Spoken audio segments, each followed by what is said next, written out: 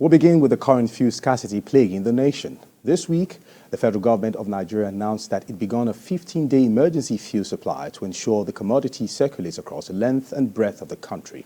The government also disclosed that vessels importing premium motor spirit would continue to berth at the shore to discharge petrol at different depots from where the product will be distributed to different filling stations. The Major Energies Marketers Association of Nigeria, in a press statement, said its members in Apapa and other locations in Lagos had been receiving 300 million litres of fuel from 8 vessels this week. Meanwhile, it's been reported that many citizens started to resort to trekking from one place to the other as fuel scarcity continued to take its toll on Nigerians. Now, joining us to discuss this are, of course, Noble Obasi, who is right here in the studio with me. Good to have you on the show this evening. Thank you very much. All right. And, of course, I have Chukwuemeka Akwobi. Both are legal practitioners. Chukwuemeka is going to be joining us via Zoom this time around. Chukwuemeka, good to have you on the show again this evening. Yeah, thank you very much. Good evening to you all. All right. I'll take you on very quickly on this. Now, what do you think are the major bottlenecks that have brought about this scarcity in the first place?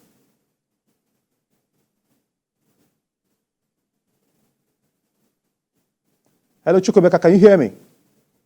Yes, I can. Yes, I said, what do you make of the bottlenecks, the major bottlenecks that you think brought about this scarcity in the first place?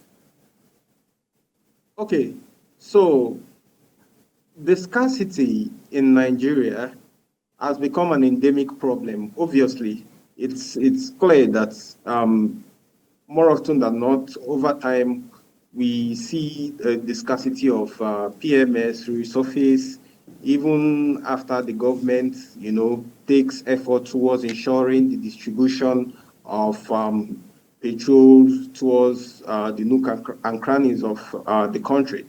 We see this scarcity resurface.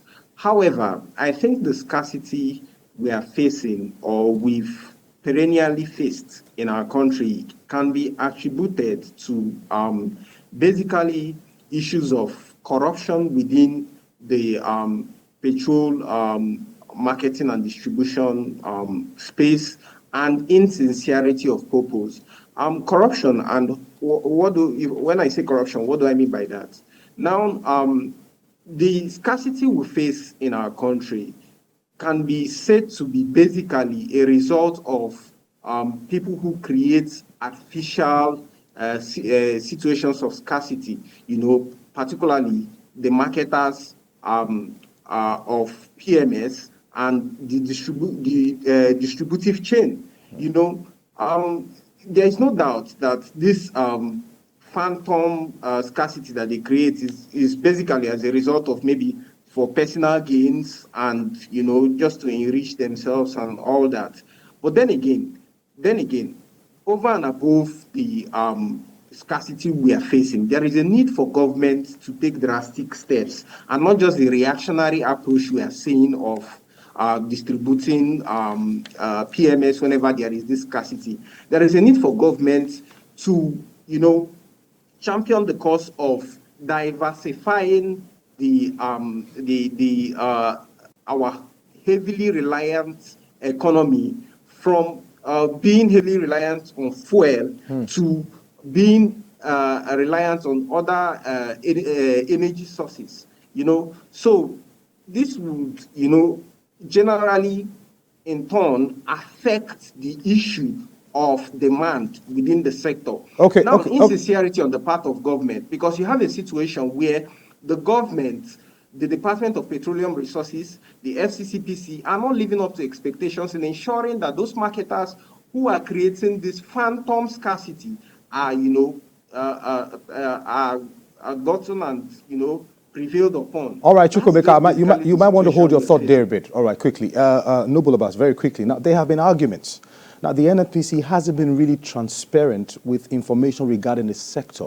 I mean, how do you respond to this? Okay, thank you very much. So, in terms of the transparency about the information that the NNPC is churning out, right? I would think that more needs to be done, right? Because as of last week, the independent petroleum marketers issued a communique to say that we should disregard what NNPC has said, that the scarcity is going to linger for like 2 weeks, right? And NNPC, came out to tell us that the fuel issues is going to be sorted pretty soon. That it's a result of logistics, basic logistics, which they've taken care of. And a few days later, which is, I think, perhaps on Thursday, last week Thursday, they came to tell us that, they've started supplying PMS to, several filling stations across the country. Now, from the analysis you've given us now, you can tell that there's disharmony between these two bodies, the NNPC, the independent marketers of petroleum. Now, why is there a disharmony within these two bodies? They're supposed to have a level of cohesion so as to give us a clear path on what to expect when things like this arise. To be honest, right, it's baffles me why there should be a disharmony between a regulator and the people or the industry, right, or the sector that they are regulating, right? Because as a regulator, you should be able to have, straightforward principles that you needed to abide with, and if they're not doing it, you take out sanctions on them, right? Because Nigeria, sanctions, looks more pretty good on Nigerians when it's being properly melted out. I mean, everybody will fall into lie. So. Okay, I'll be asking Chukwu Ebuka this question as well. Now, the present government is obviously prioritizing the repair of refineries, the available refineries, so that we can actually start local production, right? Yes. To ease the burden on us. Yes. Why do you think past administrations did not prioritize policies as such as this? Why do you think they held back in really doing what is supposed to be right to put us at least on a level of ease, at least at this time? Didn't they? I thought they did. They prioritized the refurbishment or the rebuilding of the refineries. But within none of the refineries again, that's work. a problem, right? We see a situation where a huge sum of money is budgeted for the various refineries across the country, and at the end of the day, the money disappears. The money goes into pockets. Chukwu Ebuka, I know you're still there with us. Quickly, I just want to ask you, why do you think past administrations just refuse to prioritize, the refineries upgrade to actually give us some level of ease with local production? Why do you think past administrations just refuse to prioritize it? This current administration is doing a lot now, trying to put things in place. Well, earlier on, I made mention of the fact that there are two issues basically affecting the Nigerian petroleum distribution space. And I made mention of the issue of corruption and insincerity of purpose.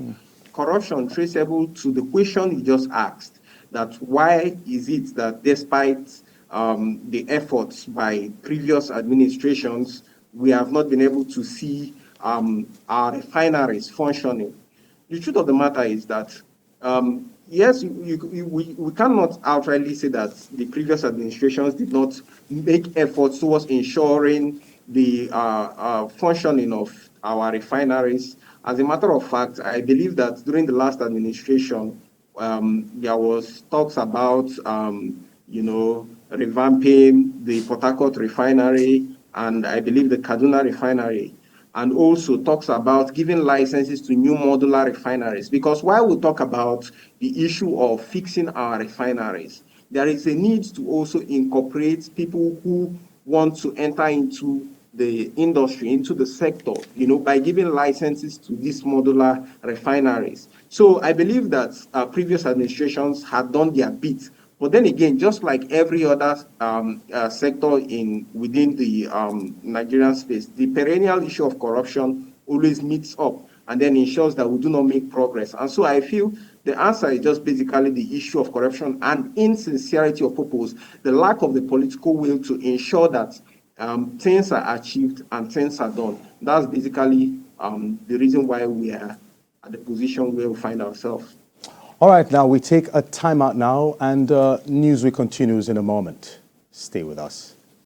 Welcome back. If you're just joining us, this is still Newsweek, where we bring you up to speed with the biggest stories that made the headlines recently. Now, this week, the organized labor gave the federal government a May 31st deadline to come up with a realistic and reasonable new minimum wage for Nigerian workers.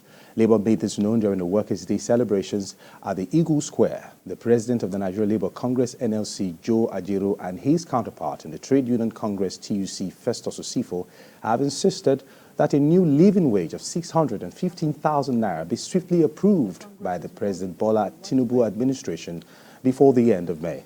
Also, Osifo asked the Nigerian Electricity Regulatory Commission, NERC, and power distribution companies to immediately reverse the current increase in electricity tariff for Band A customers. I still have in the studio with me Noble Obasi and, of course, Chukwuebuka Akwobi. Now, Noble, very quickly, it's very clear that the Labour Party is in support of proposing a new wage increase that will match the current realities. Now, do you think they are overshooting with the 615,000 naira, wage proposal? Absolutely, yes.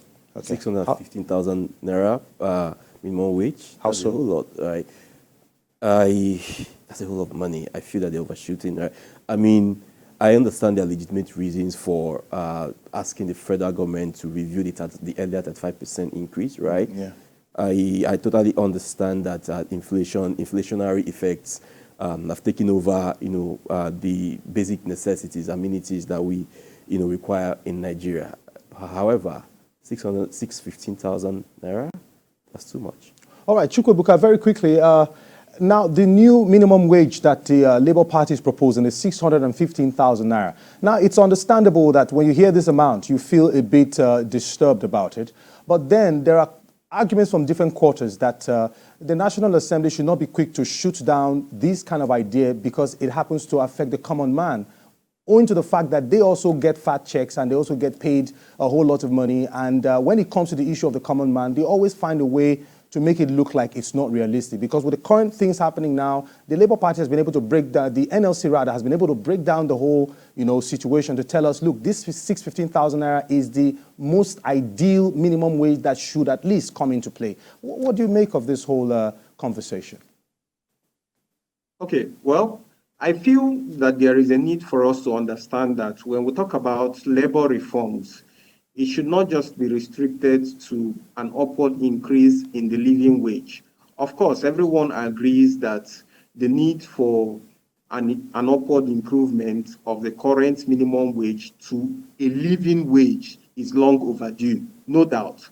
But then again, I went through the matrix upon which the labor union arrived at the 615,000 naira request. And then again, while I agree to some extent with how they came about with that matrix, there is a need for us to realize the fact that we are not really a rich country. And then in that line, we should be able to make reasonable demands, right? So we do not make a demand that cannot match our productivity ratio.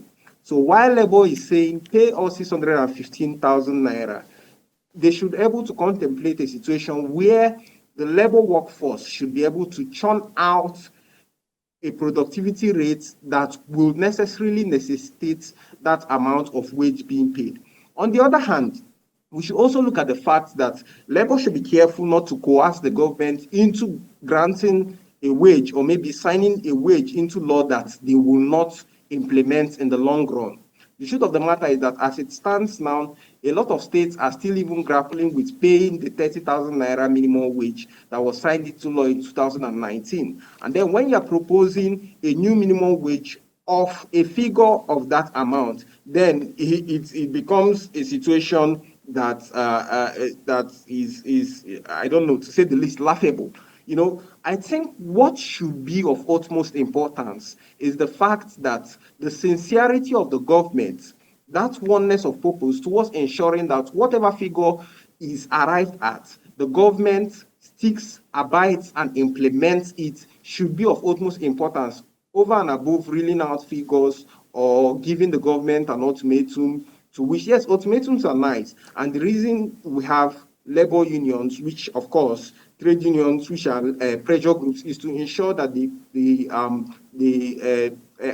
exert this pressure on governments to fulfill their demands. Okay, however, these demands should be made within realistic ambits. Okay, Chukwuebuka, you've made your point. Now, you said something about the fact that even the last minimum wage that was proposed, some governors are finding it difficult to pay, and that they shouldn't push for a minimum wage that will be difficult to implement.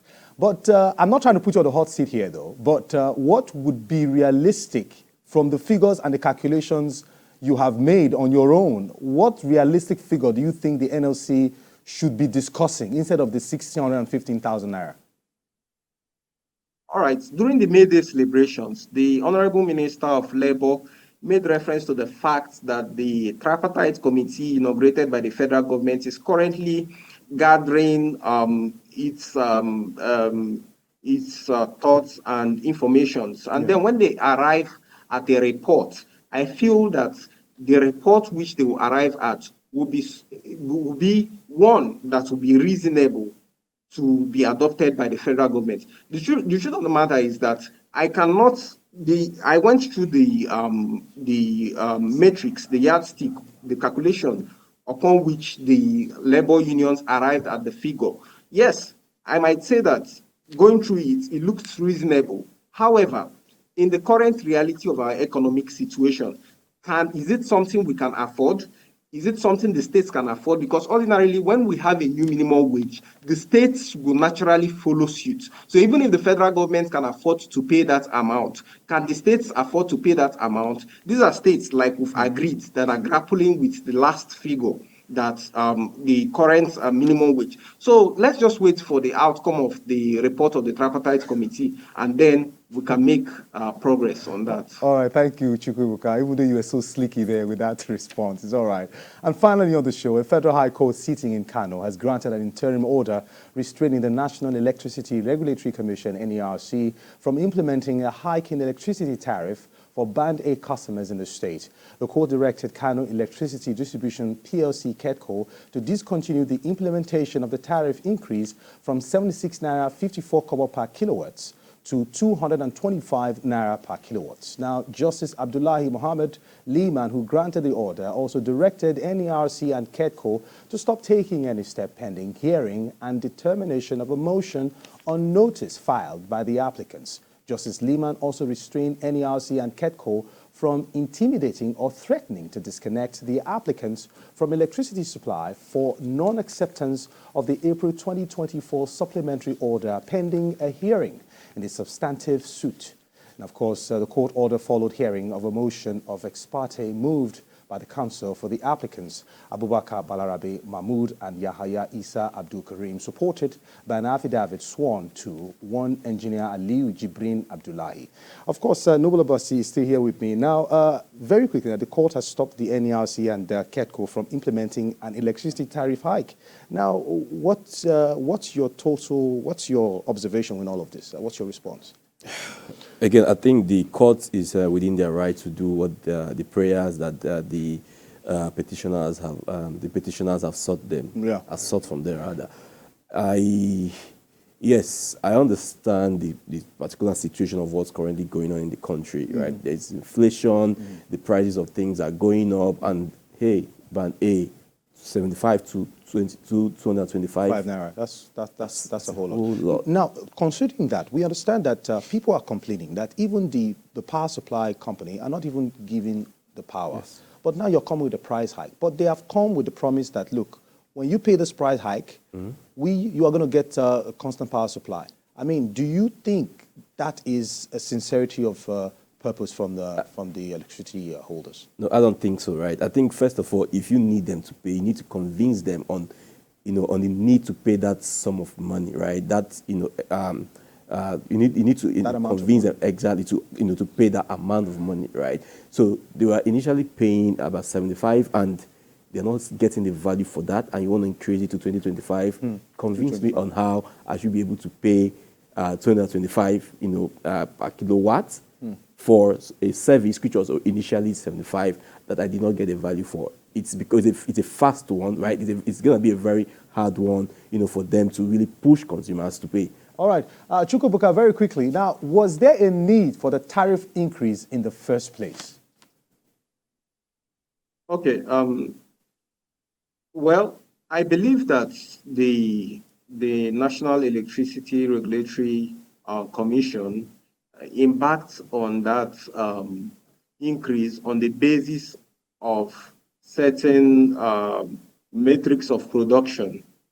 However, while those metrics of productions are production and transmission of electricity, while they are what they are, this is not what the ordinary Nigerian sees it as. Now, basically speaking, the ordinary Nigerian wants to get value for the amount they have paid. And so, joining thoughts with what my learned friend over there in the studio said, if you group a particular person into band A, band B, or band C, or whatever band you have grouped him into, the person has to be able to receive a commensurate value for the amount he has paid, right? So until the government gets the trust of the citizenry with respect to adequate power supply as against being billed or charged in line with any categorization, you will continue to see opposition towards policies of this nature, as we have seen. Not just the court, the Federal High Court in Kano, also last week, the House of Representatives called on the NEC to halt the implementation of the new tariff plan pending the outcome of a new special committee that has been set up. Okay. There has also been a lot of calls by a lot of groups all over the country calling for a suspension of that tariff plan. All right, Chukwuemeka, hold your thought there quickly. Now, Noble, very quickly. Now, we generate power for other neighboring countries. But why can't we just get it right here at home? What do you think is a problem, actually? I always, quite recently I was with some friends, when we were discussing about this epileptic power supply, and I asked them, I said, look at our neighboring countries that we service with our own natural resources. Yeah. They are getting good value for these services, but we that are generating these things, we're not getting the value. What is the problem? Ask them, is it that they are paying more, they are paying perhaps more than us in the country to get those sort of services? But we came to a conclusion that it's corruption, right? Corruption and insincerity, right? So the leaders, again... Corruption is a conversation that keeps coming up. Do you think we are mild on offenders? Do you think we are mild? Do you think the approach to actually prosecute people who are caught in the act of corruption is too mild, and that is why we are still in this mess? Yes, I think so. So what would you suggest quickly in 20 seconds? In 20 seconds, right? I think Nigeria is a country where when you punish somebody sincerely, everybody falls in line. Exactly. So if there's a situation where perhaps a culprit is being caught by maybe by the regulators, by the federal government, and the culprit is punished accordingly, right? Everyone will fall into line, and Nigeria will become a better country. All right, thank you very much. Chukwuemeka, very quickly, in 10 seconds, do you think the approach on offenders in Nigeria when it comes to corruption is mild, and that is why we are still in the mess we are in? In 10 seconds, please, quickly. I don't feel it's a situation of being mild or not being mild, but I feel that we're a country that largely sympathizes with corruption. And until people are shown, until there are exemplary measures, then we'll keep being in the same spot. So it's not a situation of being mild or not, but a situation of lack of example. All right, thank you very much, Chukwuemeka, for your time on the show this evening. We appreciate your conversation and your thoughts with us. All right, Noble Bwasi, thank you so much for coming on the show as well. Thank you very much. And that's our show for today. Remember, you can follow the conversation on our social media platforms at TVC News NG or on our website at tvcnews.tv. I am Mark Otabo, and until next week, goodbye.